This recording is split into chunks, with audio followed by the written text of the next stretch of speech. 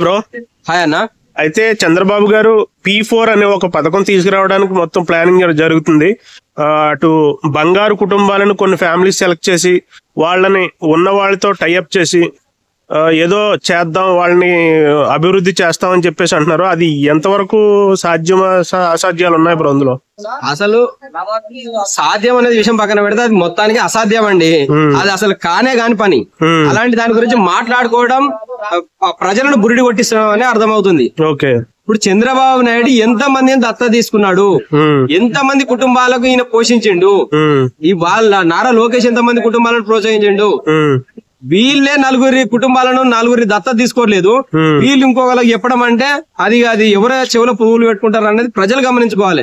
ఇప్పుడు మీరు అన్నట్టు ఒక చెప్పులు కుట్టే కుటుంబాన్ని జాయింట్ కలెక్టర్ గారు దత్త తీసుకున్నారు.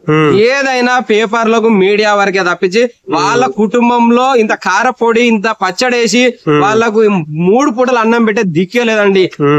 తర్వాత నేను ఏమంటున్నా, ఎవడైనా కూడా ఏ రాజకీయ నాయకుడు గాని ఏ లీడర్లు గాని పేపర్లకు పత్రికలకు లేదంటే మీడియా వరకే తప్పించి వాళ్ళ తర్వాత కుక్కలు కూడా దేకేయండి. వాళ్ళ ఇంట్లో పోయిన నాయకుడే ఉండడు, పోయిన లీడరే ఉండడు. అసలు ఎవరు దత్త తీసుకున్నా కేవలం పత్రికలకు ఫేమస్ కోసం తప్పించి ఎవ్వరు కూడా వాళ్ళ కుటుంబాలను దేకరు.